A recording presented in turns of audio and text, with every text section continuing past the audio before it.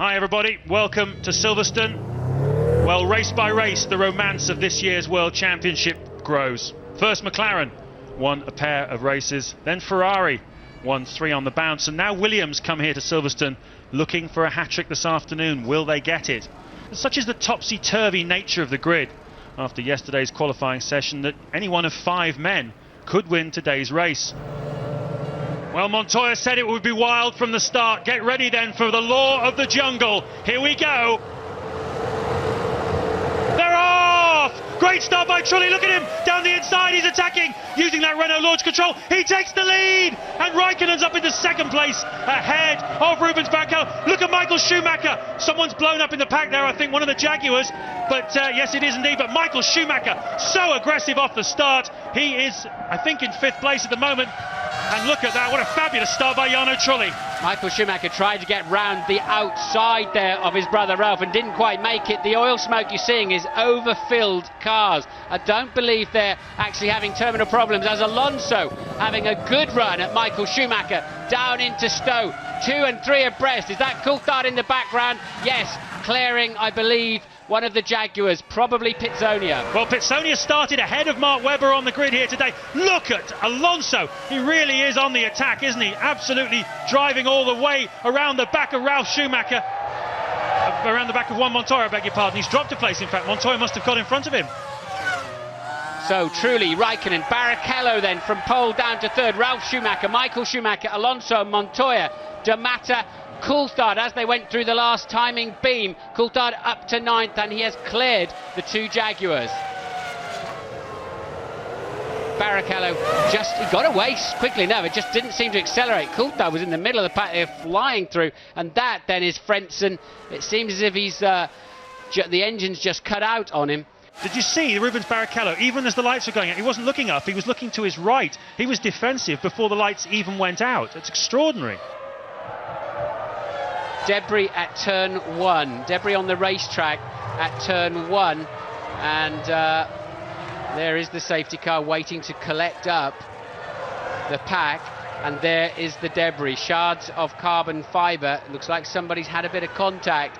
And it's a free pit stop if you do it now. Ted? Yes, Martin, this is a very curious pit stop for David Coulthard, because we were pretty sure that he was on a 2-stop. Oh, it's actually David Coulthard. He's lost his headrest. They're having to fit a new headrest to David Coulthard's car.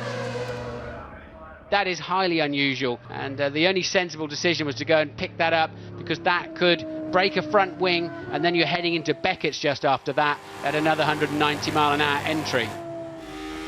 So the safety car is in at the end of this lap. The pack are in the complex towards the end of the lap. So now Jarno Trulli effectively becomes the pace car. It's up to him now to control the pack, which is quite a useful weapon to have on a restart. You saw Coulthard there and Ralph Furman right at the back of this snake when we go for the restart. Safety car comes in, dives into the pit lane. They can't overtake until they cross the start-finish line. That's really important. They all know the rules, though. And away we go. Someone's going into the pit lane. It's one of the Jaguars, I think. That's a badly timed pit stop. Now they can overtake. Let's see who's having a go. Michael Schumacher there. Side by side, you can see someone's off. One of the McLarens is off. No, one of the Williamses is off. I beg your pardon. Montoya and Michael Schumacher having a real go through Copse. They're side by side at the top of your picture, coming down through the Beckett sequence. He'll have to slide in behind Michael Schumacher. Indeed, he does. And look, he's got Alonso over the back of him now. Has Juan Montoya, but he had a go at Michael Schumacher into Copse. Club corner then, tremendous G-force on the exit of that. And look at Barrichello getting right up behind Räikkönen. Räikkönen compromised on his line into the corner, and that was a beautiful pass from Rubens Barrichello. He really squeezed. Räikkönen had the line, Barrichello squeezed him off it. Well, he lost the place early on, pole sitter Rubens Barrichello, but he's got the go now. He is attacking, he's passed Kimi Räikkönen. The next man in his sights is Jarno Trulli.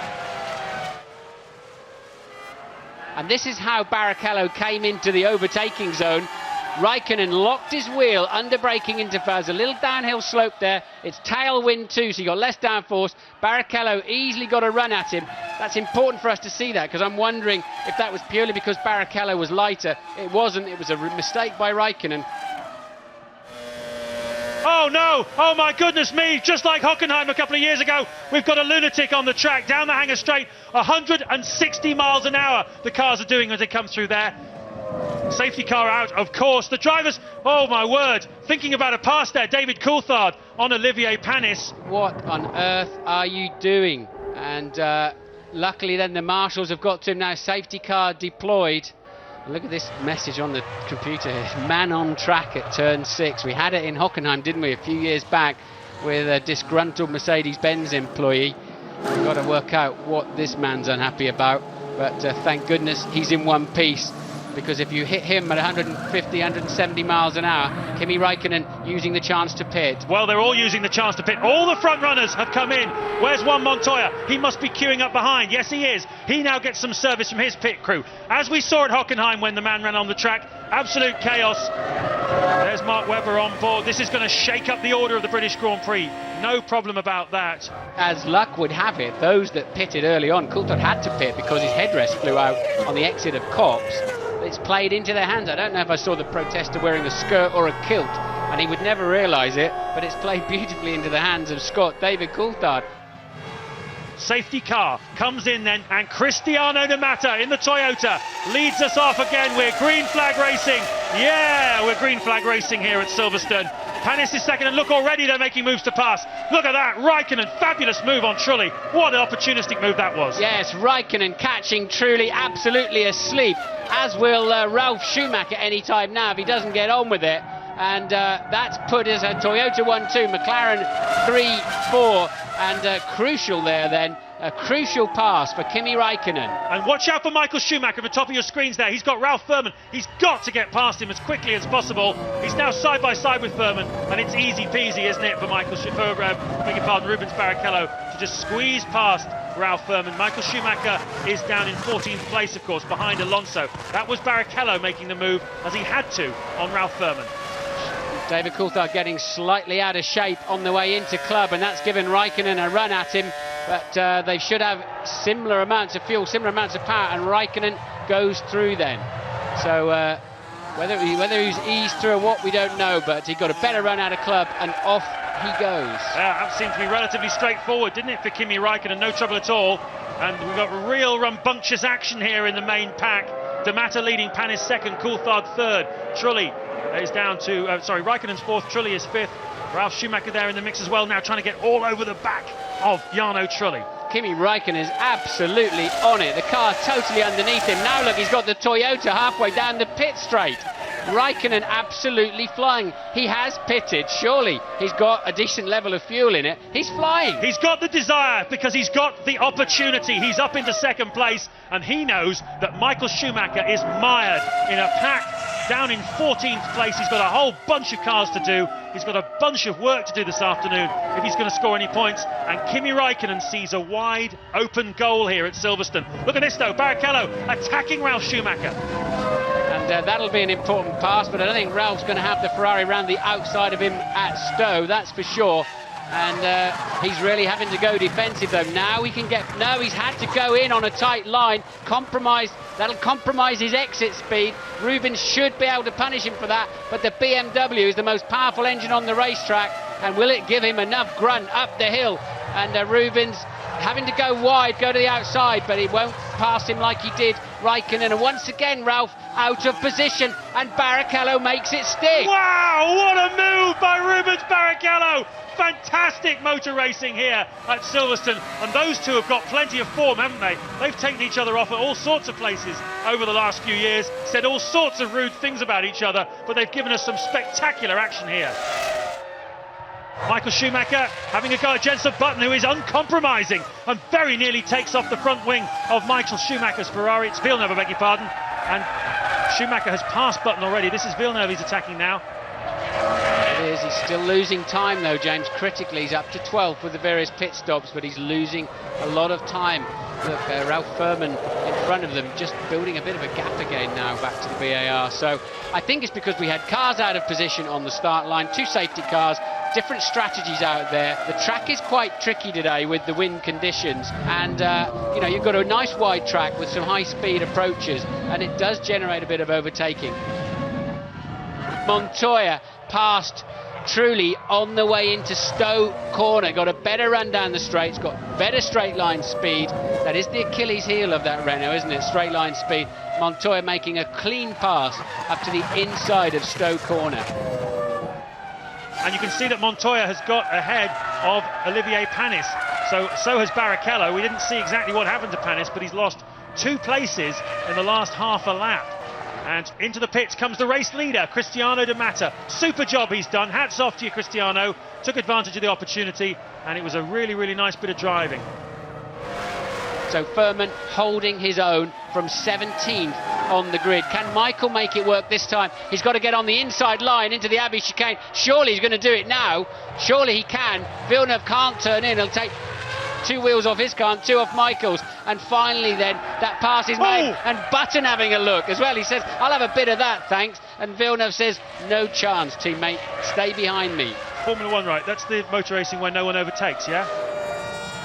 This is the battle for the lead of the British Grand Prix between the 2 men who really impressed today. Kimi Räikkönen for McLaren is in front, and Rubens Barrichello in the Ferrari is right behind him.